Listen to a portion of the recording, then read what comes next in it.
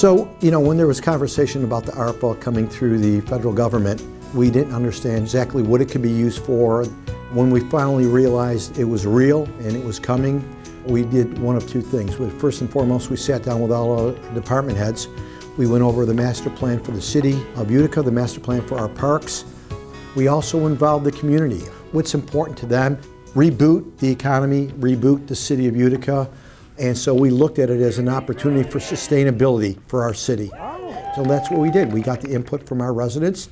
One of the major functions out there was our parks. Open space was our parks. Because of the pandemic, that was our biggest area that people really wanted to see renovated. Without this money, we wouldn't be able to do it. There's no question that there's not enough funding out there in anyone's budget, I don't care where it is, to do the things that we're doing at this point. And it's an exciting time for us because now we're starting to see the realizations of some of these dreams that we had now became realities, and the people are very impressed. And what we're trying to do is not only retain our residents, and let's be mindful, City of Utica was one of the only very few in New York State that grew their population. So things have been moving in the right direction. This is just growing in our population, but more importantly, attracting our neighbors outside of the New Hartford, Whitesboro, Marcy, Clinton, wherever it may be, utilize our park system, utilize our city for all the assets we have.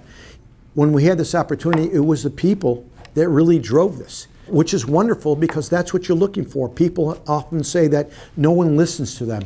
And as we have done our quality of life sweeps and we build up that rapport with our residents and we build those bridges, now we're finding people are traveling on both sides of the bridge that we've built.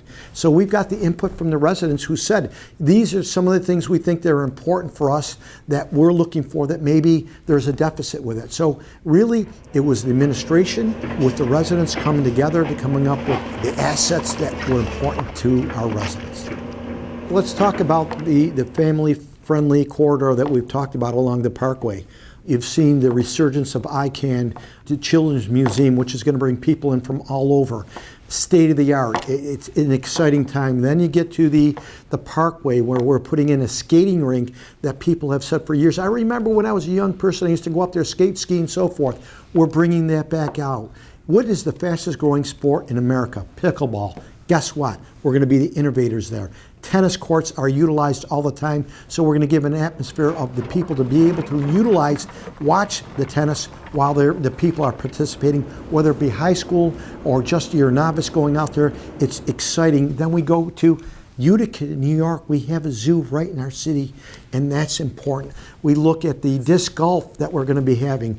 These are all things that we've talked about, now we're doing. And then you go along with Valley View. We're putting in millions of dollars. And that's going to be a destination, not only for the golfers, but that's going to be an eatery that's going to be, quite frankly, along that corridor that people will be able to go in there and have, whether they want the banquets, they want to sit down and have a casual dinner or a casual lunch. It's going to be something that we consider a destination that will be used not just 6 months out of the year, 12 months out of the year. So, we talked about Valley View. So let's continue down the Parkway. Let's talk about our new state-of-the-art playground equipment that's up and running. Let's talk about the splash pad that's going to be great for our young kids.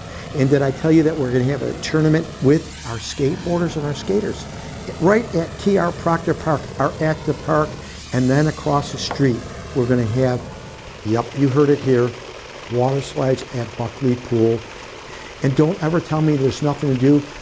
Everything that's at TR Proctor Park, our active park, and then when you walk into a new FT Proctor Park, we have a new pavilion out there that you could just sit there, walk, and look at our beautiful parks.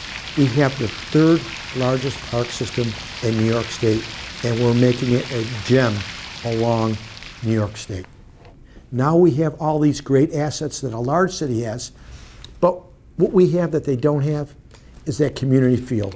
And that's what we sell ourselves on, is the fact that we are a very warm, loving community, and people want to invest in our city because they feel, quite frankly, they feel at home here. We, the residents, the people out there, have made a difference, and we're very fortunate to have this funding to be a catalyst to continue to grow our great city. The question would be, do I ever think the city would be where we are? And the answer is absolutely I do. I absolutely always thought we had the assets, we had the people to be better than we were.